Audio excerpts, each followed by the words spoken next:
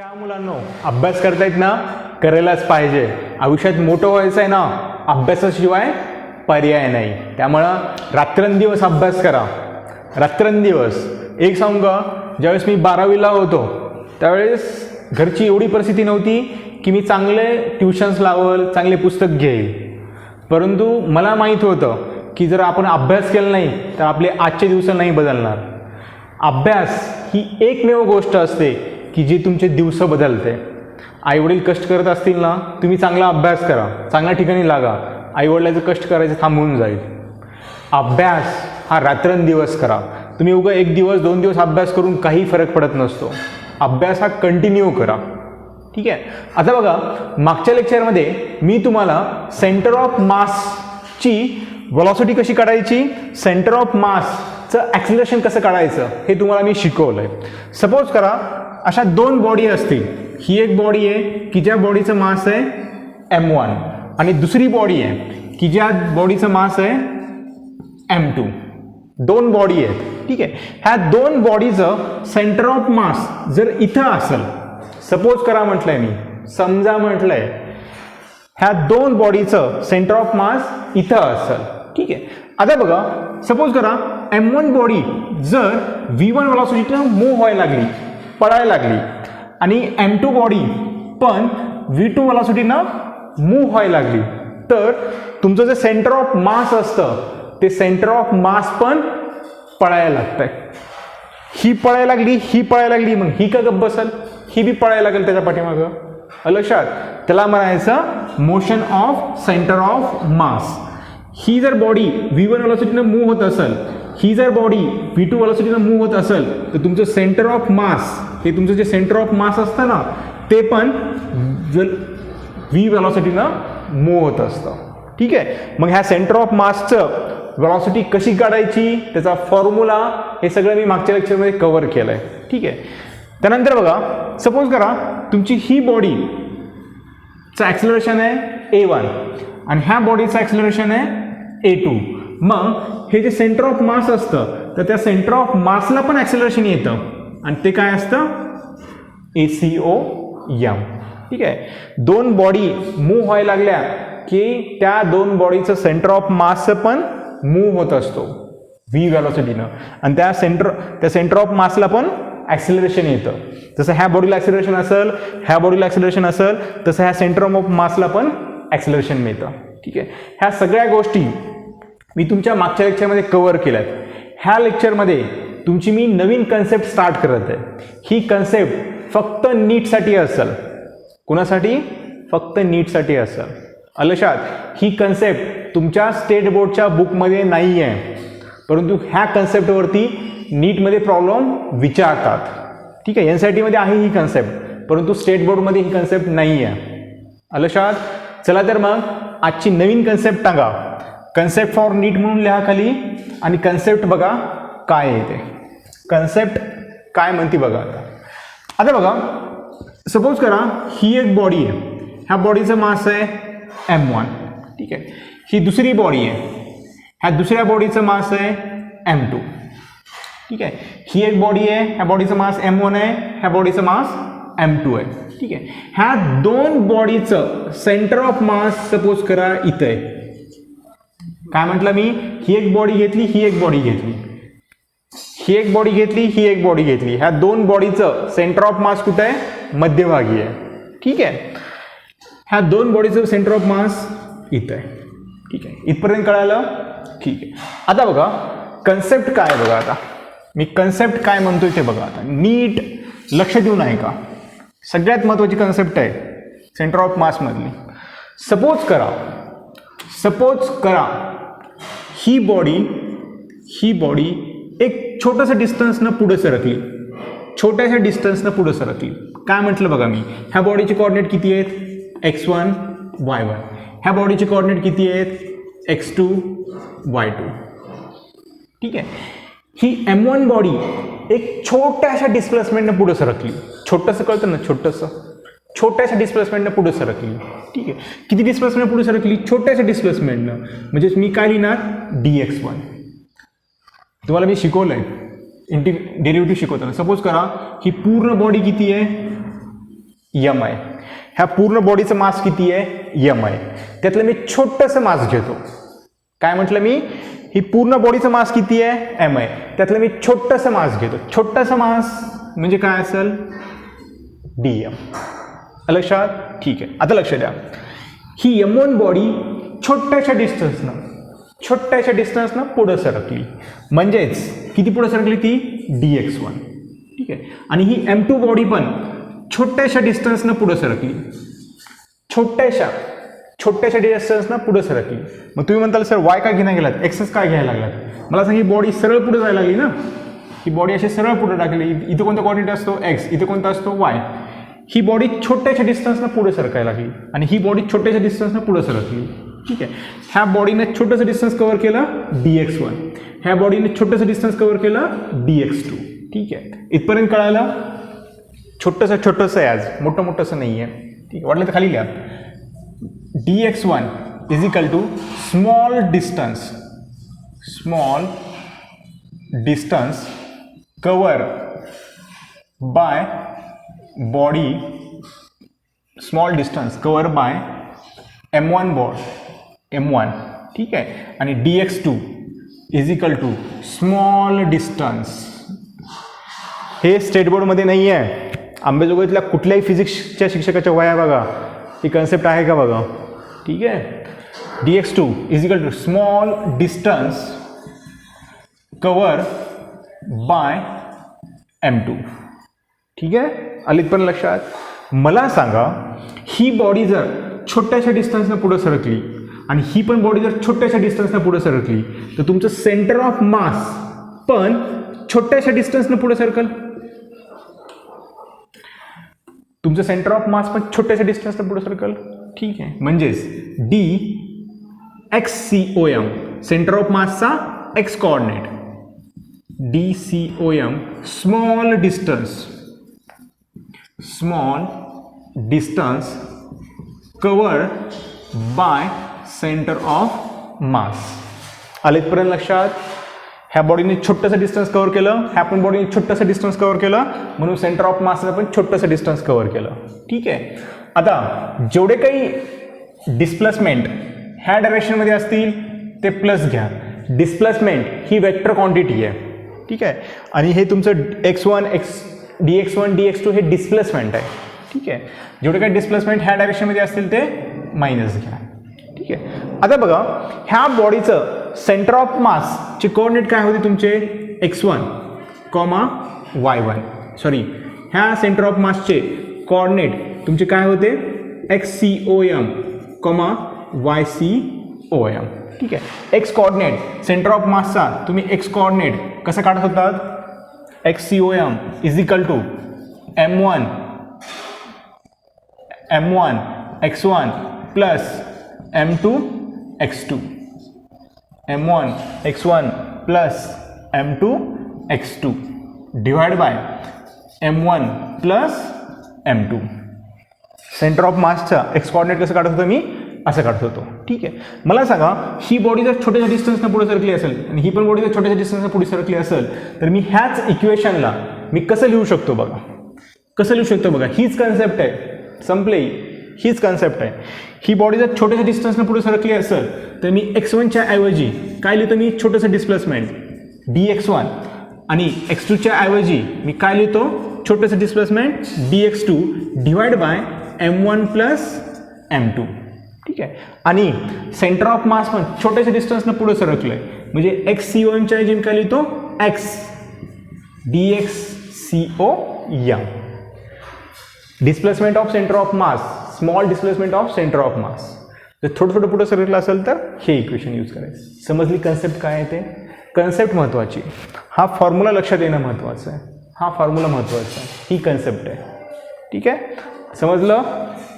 Centre of मास छोट्याशा डिस्टन्सनं पुढे सरकलं. अगोदर ही बॉडी छोट्याशा डिस्टन्सनं पुढे सरकली, ही बॉडी छोट्याशा डिस्टन्सनं पुढे सरकली, सेंटर ऑफ मास पण छोट्याशा डिस्टन्सनं पुढे सरकलं. आलं इथपर्यंत लक्षात? प्रॉब्लेम घ्यायचे. ठीक आहे. खाली टाका आता एक्झाम्पल.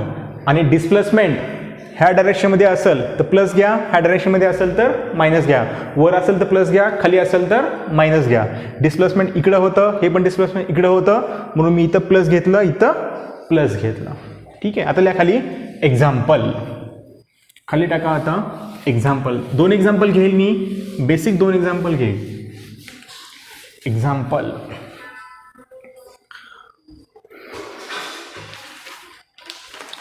खाली लिहा.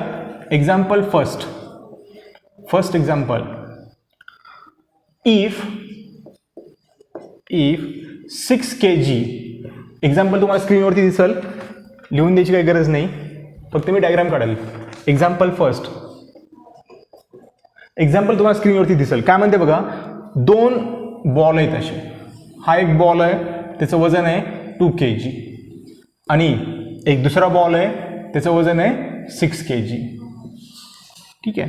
If 6 kg is moved towards right by 2 metre.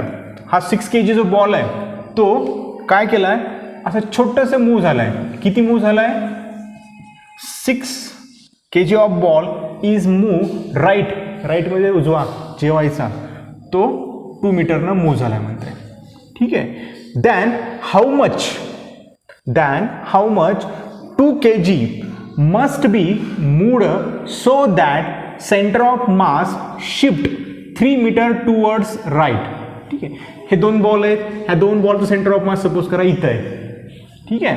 काय म्हणते बघा, इफ 6 kg 6 kgचा ball moved toward right by 2 metre, then how much 2 kg must be moved so that centre of mass shift 3 metre toward right from initial position. ही centre of मासची initial position असेल. ठीक आहे. हा जर 2 मीटरनं जर राईटला सरकला तर तुमचा आणि 2 kg बॉल कितीनं पुढं सरकायला पाहिजे, हा कितीनं सरकायला पाहिजे की तुमचं सेंटर ऑफ मास किती शिफ्ट होईल, 3 मीटरनं शिफ्ट होईल म्हणजे थोडंसं शिफ्ट होईल, म्हणजे DXCOM कितीनं, 3 मीटरनं. काय काढायचं आहे आपल्याला की जर 6 kgचा बॉल जर 2 मीटरनं जर राईटला सरकला आणि तुमचं सेंटर ऑफ मास जर 3 मीटरनं जर राईटला सरकलं तर तुमचा 2 kgचा बॉल हा किती मीटरनं सरकायला पाहिजे. मग तो लेफ्टला सरकायला पाहिजे का राईटला सरकायला पाहिजे माहिती का तुम्हाला, नाही माहिती. सपोज करा तो सरकत असेल राईटला, म्हणजेच तो किती सरकायला पाहिजे, DX1. आपल्याला DX1 काढायचं आहे. आपल्याला काय काढायचं आहे, DX1 काढायचं आहे. प्रॉब्लेम नीट वाचा. 6 kgचा बॉल 2 मीटरनं उजवीकडे सरकलाय, सेंटर ऑफ मास 3 मीटरनं उजवीकडे सरकलंय, तर तुमचा 2 kgचा बॉल किती डिस्टन्सनं सरकायला पाहिजे, किती डिस्टन्सनं सरकायला पाहिजे हे काढायचं आहे. मग तो इकडे बी सरकू शकतो, इकडे बी सरकू शकतो. माहिती का तुम्हाला, माहीत नाही. आपल्याला DX1 काढायचं आहे. ठीक आहे. फॉर्म्युला आहे माझ्याकडे, DXCOM M1 DX1 plus M2 DX2 divide by M1 plus M2. ठीक आहे. मग फॉर्म्युल्यामध्ये पुट करून टाका. मग DXCOM किती दिलं आहे तुम्हाला, 3 दिलं आहे. M1 किती तुमचं 2 kg. हा फॉर्म्युला यूज करायचा. ठीक आहे. M1 किती आहे तुमचं 2 kg. DX1 माहिती का तुम्हाला, नाही माहिती आहे, ते काढायचं आहे. प्लस M2 किती आहे 6 kg. DX2 किती दिलं आहे तुम्हाला, 2 मीटरनं सरकला आहे राईटकडे. जेवढे काही राईटमधले सरकले असतील, जेवढे काही इकडे सरकले असतील ते प्लस घ्या, जेवढे काही इकडे सरकले असतील ते मायनस घ्या. हे कुठे सरकले माहिती का, नाही माहिती, मी इकडे सरकले म्हणून कन्सिडर केलं आहे. Divide by M1 plus M2 किती आहे, मग हे 2 प्लस 6. सॉल्व करा आता. हे 6 2 8 आणि हे 8 इकडे गेलं, 8 त्रिक 24 is equal to 2 DX1 plus 6 2 12. ठीक आहे. मग काय येतं बघा याच्यामध्ये, आता मला DX1 काढायचं. हे इकडे घेऊन जा, 12 म्हणजे किती येतं बघा, 12 24मधून 12 गेले, किती राहिले 12 12. त्यानंतर 2 DX1. ठीक आहे. मला DX1 काढायचं आहे. मग किती येतं बघा, DX1 is equal to 6 metre. लक्षात, DX1 किती सर्कल मग तुमचा 6 मीटर. ठीक आहे. DX1 तुमचं किती सर्कल 6 मीटर. पण कुठल्या डायरेक्शनमध्ये, राईट डायरेक्शनमध्ये. प्लस आलं म्हणजे काय, राईट डायरेक्शनमध्ये तो सर्कल. समजलं इथपर्यंत. सेंटर ऑफ मास तुमचं सरकलं होतं, dx2 तुम्हाला दिलं तर dx1 काढायचं होतं. हा बेसिक फॉर्म्युला आहे. समजला? ठीक आहे. लिहून घ्या पटकन, लिहून घ्या पटकन, पटदिशा लिहून घ्या. झालं? ठीक आहे. आता बघा सेकंड एक्झाम्पल टाका. आता सेकंड एक्झाम्पल काय म्हणते बघा. सेकंड एक्झाम्पल स्क्रीनवरती दिसेल तुम्हाला. लॉक किया जाय, बघून घ्या पटकन काय म्हणते बघा. सेकंड एक्झाम्पल काय दिलंय बघा. सेकंड एक्झाम्पल काय दिलंय बघा. If 6 kg is moved right by 2 metre. हा 6 kg बॉल तो राईटला मूव्ह झालाय. किती मीटरनं मूव्ह झालाय? 6 kg ball is move right by 2 metre. ठीक आहे. Then how much 2 kg be moved. मग हा 2 kg किती मूव्ह व्हायला पाहिजे म्हणजे काय? dx1 काढा म्हणते. Moved so that centre of mass remain its original position. हा 2 मीटरनं मूव्ह झाला तर मग हा किती मीटरनं मूव्ह व्हायला पाहिजे की ज्याने करून so that centre of mass remain its original position. Centre of mass move व्हायला नाही पाहिजे. ठीक आहे. हा मूव्ह झालाय. हा कितीनं मूव्ह व्हावा की ज्याने करून centre of mass remain its original position so that centre of mass remain its original position. म्हणजे सेंटर ऑफ मासचं डिस्प्लेसमेंट, छोटंसं डिस्प्लेसमेंट होणार आहे का? नाही होणार. हा मूव्ह झालाय. हा किती मूव्ह व्हायला पाहिजे की ज्याने करून सेंटर ऑफ मासचं डिस्प्लेसमेंट किती असेल तुमचं? 0 असेल. छोटंसं डिस्प्लेसमेंट किती असेल सेंटर ऑफ मासचं? 0 असेल. म्हणजे dx1 किती असेल पाहिजे तुमचं? 0 होईल. ठीक आहे. प्रॉब्लेम नीट समजून घ्या. प्रॉब्लेम सोपा आहे आणि ही नीटची कन्सेप्ट आहे. ठीक आहे. हा मूव्ह झालाय 2 मीटरनं राईट करे. मग हा किती मूव्ह व्हायला पाहिजे so that your centre of mass remain its original position. म्हणजे सेंटर ऑफ मास हलणार आहे का? नाही हलणार. म्हणजे सेंटर ऑफ मासचं छोटंसं डिस्प्लेसमेंट होणार आहे का? नाही होणार. म्हणजे ते किती घ्यायचं? 0. मग यूज करा हा फॉर्म्युला. ठीक आहे. x dc1 किती असेल तुमचं? 0. m1 तुमचं किती आहे? 2. dx1 सपोज करा dx1 ह्या डायरेक्शनमध्ये मूव्ह व्हायला लागले. सपोज करा dx1 ह्या डायरेक्शनमध्ये मूव्ह व्हायला लागलाय किंवा 2 kgचा बॉल ह्या डायरेक्शनमध्ये मूव्ह व्हायला आहे. तो इकडे बी मूव्ह होऊ शकतो, इकडेही होऊ शकतो. सेंटर ऑफ मास तुम्हाला ह्याच पोझिशनला ठेवायचा आहे. मग हा बॉल इकडे बी मूव्ह शकतो, ह्या पण इकडे पण मूव्ह शकतो. माहिती का तुम्हाला? नाही माहिती. सपोज करा तो इकडे मूव्ह व्हायला लागलाय, तो इकडे पळायला लागलाय. ठीक आहे. मग dx1 प्लस m2 किती आहे? 6.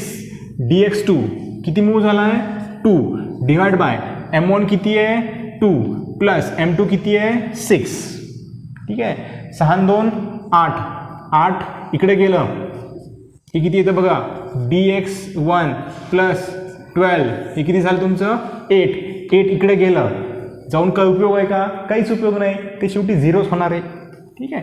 हे 0ला 0 is equal to 2 dx1 plus 12.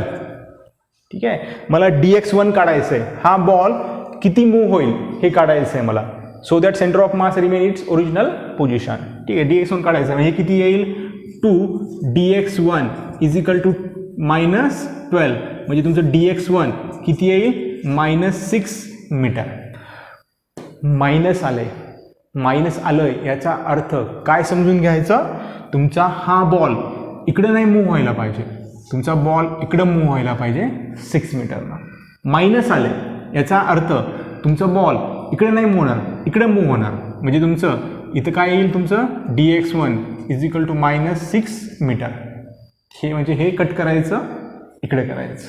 ठीक आहे. अगोदर तुम्ही काहीही कन्सिडर करू शकता. तुम्ही इकडेही कन्सिडर करू शकता, इकडेही कन्सिडर करू शकता. तुमच्या मनावर असतं. ठीक आहे. मायनस आलं याचा अर्थ तुमचा बॉल इकडे मूव्ह व्हायला पाहिजे, हा इकडे मूव्ह व्हायला पाहिजे. तुमचं सेंटर ऑफ मास इथंच राहील. हा इकडे 6 मीटरनं मूव्ह व्हायला पाहिजे, इकडे 2 मीटरनं मूव्ह व्हायला पाहिजे, जेणेकरून तुमचं centre of mass original position राहील. ठीक आहे. -6 मीटर बॅक, -6 मीटर बॅक म्हणजे पाठीमागे. लक्षात कन्सेप्ट सोपी होती, कन्सेप्ट सोपी होती. हा एकच फॉर्म्युला आहे, ठीक आहे. Centre of mass remain original position म्हटलं की DXCM काय घ्यायचं, 0 घ्यायचं. सेंटर ऑफ मास तुमचं हलणार आहे का, नाही हलणार, म्हणजे DXCM काय घ्यायचं तुमचं, 0 घ्यायचं, ठीक आहे. ह्या प्रॉब्लेमवरती नीटमध्ये क्वेश्चन विचारला आहे की जे मी पुढची एक कन्सेप्ट शिकवली की त्यानंतर मी तुम्हाला तो प्रॉब्लेम घेईन. लक्षात अभ्यास करत राहा. लेक्चर यायला उशीर होतंय मला मान्य आहे, ठीक आहे, परंतु जर थोडंसं प्रॉब्लेम असल्यामुळे होतंय उशीर, पण कंटिन्यू येत राहतील लेक्चर, ठीक आहे. अभ्यास करत राहा.